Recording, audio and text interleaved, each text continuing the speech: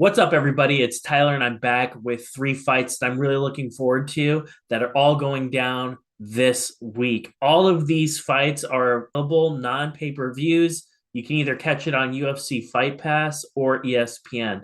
The very first one happens on June 8th in the PFL, and it's a contest between two Brazilian contenders in the featherweight division, Marlon Moraes going up against Gabriel Braga. I hope I said Gabriel's name correctly. If I didn't, apologies to him. This is a very, very interesting fight to me between two different fighters at different stages of their career. With Moraes, we all know how much of a legend he is, especially in Brazil, and his impact and what he's been able to do for the sport. Marlon Moraes I think it's safe to say, on the back nine of his career. The results just have not been there. He's gone through a brutal stretch as of late. The knockouts are a concern. They're a big concern, if I'm being quite frank. And I think that the common consensus amongst the MMA community is it maybe time for him to ride off into the sunset and do something else. It's tough to see. It's hard for me to say. And for who am I? I'm just a guy in my basement. But what I will tell you is, having spoken with Marlon earlier last week, the impression I got from him was he doesn't want to hear any talk about retirement. He is dead set on continuing to compete, and he wants to fight Brendan Lougane again. That's the fight that he wants. He's confident that he can do what he needs to hang an L on Gabriel Braga. Gabriel, in my opinion, you're looking at a future star in the PFL. I think he can do so many things really, really well. An undefeated fighter, 10-0. If I'm the PFL, Gabriel's exactly the type of person I'm trying to build my brand around. He's a young, exciting fighter that can put people away. So you're looking at a fight between an up and coming hot prospect in Gabriel Braga going up against an established, iconic veteran for that matter in Marlon Moraes. We'll see what ends up happening, but this is a fight where you should have circled, because I think you're going to see a combination of the new age talent versus an MMA legend. Be sure to tune in for it. Pay special attention to Gabriel Braga. This guy is very, very dangerous. I'm very excited about him. We'll see what happens for this fight. My next fight happens all the way down in Australia. It happens in Perth, Western Australia, and it's a fight between two champions. Featherweight champion Justin Van Heerden going up against bantamweight champion Rod Costa. These are two of the best fighters throughout all of Australia and New Zealand. The MMA pool in Australia, New Zealand is very shallow, to be quite frank. It's very difficult for these contenders in that part of the world to get high level, challenging fights. But we're seeing that here. I have a short list of contenders in that part of the world that I think could be something special. Van Heerden and Costa are both on that list. You're both talking about guys that know how to put people away. Both of these men have an adept submission game. Justin Van Heerden in particular, a lot of his finishes come by way of submission. Costa can do a little bit of everything. He can put people away with his hands, put people to sleep as well. He's a guy that is moving up to featherweight to challenge Justin Van Heerden and try to bag another win over him. These two men have competed in the past. Costa was the one that walked out with his hand raised that night. So this is an opportunity for Justin Van Heerden to get one back. He did that most recently when he fought Diego Pereira, whom he lost to earlier in his career, and now he takes on Rod Costa. So it's the revenge tour for Justin Van Heerden. That's what he's going to try to do. He's going to try to avenge an earlier loss in his career.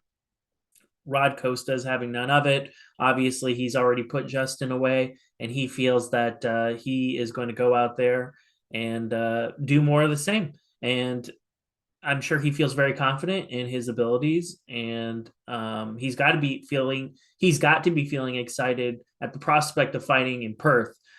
He is a Perth guy. This fight is happening in Perth. Justin is hard blue corner for this one. Not a lot of people in that arena are going to want Justin to win. But I don't think that is really going to phase him. For Costa, I think if anything, fighting in front of his hometown, I think that's going to bring his spirits up even more. I'm excited for this fight. A fight champion versus champion that's happening on the regional scene. That's very rare. We don't really see those sort of things all that often. I did interview Justin Van Heerden. You can check that out and learn a little bit more about who he is. The link for that interview will be in the description. I had wanted to talk to Rod. Unfortunately, my schedule ran away, and then it ran away from me, and I didn't even get a chance to ask Rod to be on this show, just because of all the other things I had in my pipeline, and then with the time difference between USA and Australia, it's kind of a hassle sometimes to talk to these guys. But I really wish I would have. I think Rod Costa is a special fighter. This is a special fight. Make sure you guys check this one out. The third and final bout that I'm really tracking for this weekend happens at APFC, and it's the headliner. It'll feature Danny Moriarty going up against Cody Linne. It happens on June 11th in Wisconsin. APFC, that one will be streaming on UFC Fight Pass. It's a flyweight showdown between two guys that I think are among the best 25 contenders in the country. Cody Linne is a very special fighter. He fights out of Rothwell MMA, and to me, he represents that new breed of fighter, that freestyle fighter, that type of guy who's been training in mixed martial arts his entire life. He can do everything well. Good jiu-jitsu, good wrestling, good grappling, good striking. I think Cody Linne's a star in the making for MMA, and I'm not saying that cheaply.